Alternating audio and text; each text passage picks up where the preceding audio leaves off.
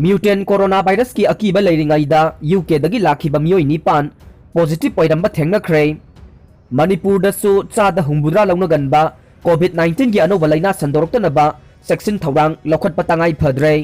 United Kingdom UK की मफम खरदा खोंजेल यांगना संदोरक्लिबा म्यूटेंट कोरोना वायरस की अकीब लेरिंगाई चेरक्ता यूके दगी इंडिया दा लाखिबा मियोय निपान कोविड-19 पॉजिटिव ओइरंबा थेंगनख्रे हाइरे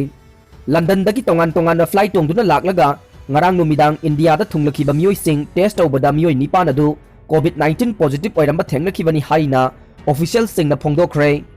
cha da humbudra launa ganba anoba layong ama England dagi mafam kaya da sandorakpadagi India government na UK dagi pairakadaba flight khudingmak December kulhumdoi dagi December kuntraga mathoi phauba suspend tawkhibani adubu hawkhiba chayol ama ani gi manungda England dagi chawrakna miyoy listing taruk taret lom India da thunglakre haire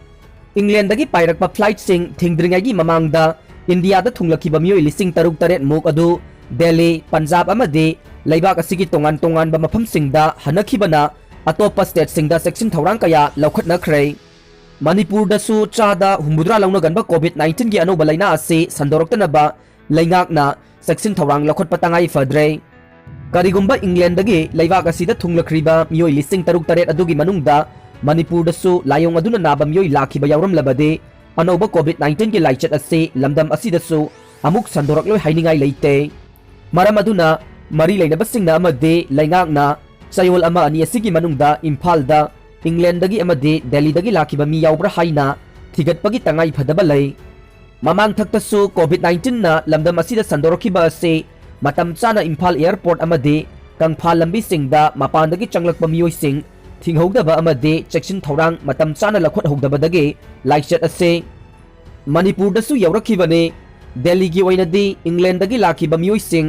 yum yum दा चतुना test तौनबगी थौरांग पाइखलगनी हाइना Delhi की health minister Satyendra Jain ना फोंदोखरे हौजी हौजी दिल्ली की ओइनसु कोविड-19 की लाइचत असे Aruba फिबम अमदा लैरे अनौबा कोविड-19 की लायोंग असे करिगुंबा दिल्ली दसु संदोरक्लबदे हौजी ओइरिबा फिबम असिदगे अमुक हेना अरुबा फिबम अमदा लाकपा याय चयोल अमा अनिगी मनुंगदा इंग्लैंड दगी लाखिबा मियोय सिंगना करिगुंबा कोविड-19 की लायोंग लाकपा उरबदे अथुबा मतमदा मरी लेनबा डिपार्टमेंट सिंगदा पाउ पिबिरंगनबा अमदे लायोंग उथोक्त्रबसु अतोपा मियोय सिंगा लोइनदना नुमित तरेट नि फावबदे होम आइसोलेशन नत्रगा क्वारंटाइन सेंटर दा लेनबसु महांगना अपील तौखे इंडिया दा हौजिक फावबदा कोविड-19 ना पॉजिटिव ओइबा मियोयगी मसिंग क्रोर अमगा लिसिंग हुमुद्रा निपान चात्रुक कुनगा मापन ओइदुना इंडिया ना ख्वाइदगी वांगबा अनिसुबा लैबाक ओइरे सिखिबा मसिंगना लाख अमगा लिसिंग निफु तरुक चामगा मौद्रा मंगा सुख्रे मणिपुर की ओइना ngasi फावबदा पुन्ना मियोय कोविड-19 पॉजिटिव ओइबा लिसिंग कुनतरेट का चात्रेट कुलहुमदोय ओइख्रे अमदे लैखिदबा मियोयगी मसिंगना चहुमगा कुंथा तरेट सुख्रे मियोय लाख कुंथ्रा मुक्ता लैबा स्टेट असिदा यामना थुना लौनगनबा अनौबा कोविड-19 की लाइना लाइचत असे अमुक यौरख्रबदे तमथिरबा फिबम अमा लाखलक्पा याय मरम अदुना स्टेट लैंगाकना अमदे मरी लेनबा डिपार्टमेंट सिंगना अथुबा मतमदा चेक्शन थौरांग कया लौखट होबगी तंगाई फदबा लैरे कॉल तौरकनबा खंगलकले कोविड-19 की अनोबा स्ट्रेन अमा यूके दा पाक सना संदोरकपदगे लैबाक अदुदगी इंडिया दा लाकदबा फ्लाइट सिंग सस्पेंड तौख्रबा मतुंग लैबाकी वांगमदा चतुरगा हौखिबा नवेंबर 15 दगे दिसंबर 12 फावबदा हलखिबा मियोय सिंगना कॉमन कोविड कंट्रोल रूम के नंबर 180034538818 ता कॉल तौरनबा state surveillance officer IDSP Manipur ना थादोरक चेरोल अमना खंगलकले इंडिया दा अनौबा कोविड-19 उद्रे इंडिया दा हौजिकी ओइना अनौबा कोविड-19 अमा उद्री हाइना साइंटिस्ट सिंगना फोंदोख्रे यूके दा हंदक ता अनौबा कोविड-19 अमना इफेक्ट तौरे हाइबा पाउ लेबदगे भारत ना यूके की फ्लाइट पुनमक सस्पेंड थमख्रबने अमरोमदा गुजरात लंदन दगे अहमदाबाद तमना लाकपा फ्लाइट अमगी पैसेंजर मरी पॉजिटिव ओइरे हाइना एजेंसी की पाउना हाइरे मियोय अमना डॉक्टर बेम्बेम की मिंगदा फेसबुक अकाउंट हांगलगा लाख कुंथ्रा मंगागा लिसिंग यांखै लौथोकपिरम ले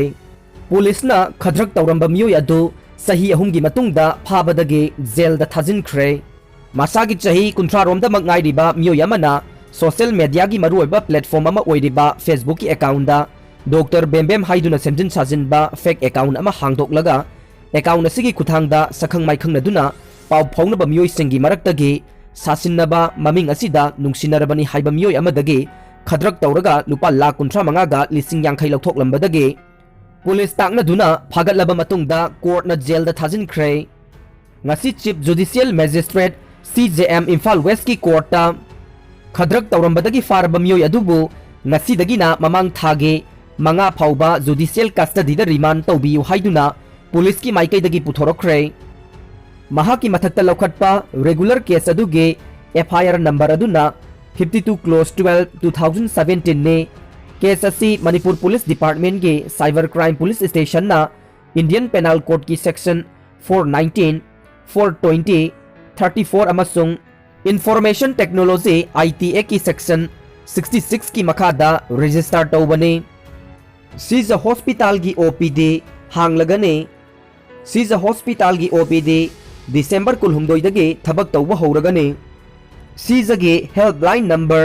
8448645646 ता OPD कंसल्टेशन के मांगजौनना अपॉइंटमेंट लौबियो वर्क इन OPD पेशेंट सिंह कोविड टेस्ट सोइदनमकी तौगदबनी हाइबदु लैरोय अदुबु पेशेंट अमदे पेशेंट पार्टी सिंह न मणिपुर लेंगा के डायरेक्टोरेट ऑफ हेल्थ सर्विसेस न इशू तौबा कोविड-19 गे स्टैंडर्ड ऑपरेटिंग प्रोसीडियर अदु नाक न चटकदबनी हाइना सीज हॉस्पिटल गे बिजनेस डेवलपमेंट गे डिप्यूटी मैनेजर गे चेरोल दा हाइरे US ता पुंग कुनमरी की मनुंगदा सेकेंड 19 खुदिंग गे मियोय अममम सेरे यूनाइटेड स्टेट ता ममांग चयोलदगी हौना नोंगमदा सेकेंड 19 खुदिंगे कोविड-19 न मरम ओइदुना मियोय अममम सिरकले लाइचत अदुना नुमित 8 निगी मनुंगदा मियोय लिसिंग 19 सिख्रे मसी ख्वाइदगी वांगबा रेकॉर्ड नि हाइना फोंदोकनरे अनौबा लाइचत म्यूटेंट मायोकननबा नुमिदांग कर्फ्यू थमजिनख्रे UK दा नौना यांगना संदोरकपदगे मालेम सिनथुंगना नुंसा थीबा पोकनरिबा म्यूटेंट स्ट्रेन कोरोना वायरस दगी ngaktoknaba कर्नाटका दसु नुमिदांग पुंग 10 दगे अयुक पुंग 3 फाउबा मथंग चही की जनवरी 2 फाउबा कर्फ्यू की अथिंग थमले हाइना लाउथोख्रे UK दगी लाकपा पैसेंजर पुमनमक पुंग 62 की मनुंगदा कोविड-19 RT-PCR टेस्ट तौगदबनी हाइनसु लैंगाकना हाइरे नौना अथिंग थमजिलकपसिना क्रिसमस अदुगा न्यू ईयर थौरम कुमई पांगथोकपदा नुंगाइबा पोकनरोइदौरे महाराष्ट्र दसु निंगथौकाबा नुमिता नुमिदांग पुंग 12 अयुक पुंग 3 फाउबा मुंबई अदुगा अतई सिटी सिंगदा जनवरी 5 फाउबा नुमिदांग कर्फ्यू अथिंग थमख्रबने नौना संदोरकपा लाइचत असिगे येंगलगा इंडिया याउना लैपा 30 हेनबना UK दा चटपा अथिंग थमख्रबने इटाली अदुगा डेनमार्क सु नोबेल कोरोना वायरस ना छोखनबा म्यूटेंट स्ट्रेन महिकना नाहनबा अनाबा थेंगनरे हाइरे UK दा संदोरकलिबा कोविड-19 असे चादा हुमुद्रा संदोई हाइबगे चपचाबा खुदम फंगद्रे यूनाइटेड किंगडम UK अमदे साउथ अफ्रीका न चिंगबा लैवाक सिंगदा नौना संदोरकलिबा कोविड-19 वायरस असिगी मरमदा हौजिक वर्ल्ड हेल्थ ऑर्गेनाइजेशन WHO ना यामना कन्ना थिजनबगी थबक चथरे नौना संदोरकलिबा वायरस असि चादा हुमुद्रा यांगना संदोई हाइरिबा असिगी मरमदा स्टडी तौरे वायरस असि मपांगल यामना कल्ले अमदे यामना थुना संदोई हाइबगे खुदम हौजिक फाउबगीदे फंगद्री हाइरे WHO गे मचिन चटपा अमना फोंदोखिबदा वायरस हाइबसी कुइरबदे महाकी अहोंगबा लाए अदुबु हंदक UK अमसुंग अफ्रीका दा संदोरकलिबा वायरस असिना चादा हुमुद्रा हेना संदोकपगी चांग वांगे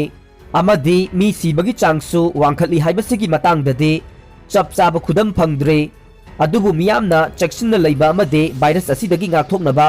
सेक्शन थौरांग लखोटपा तंगाई फदे हाइरे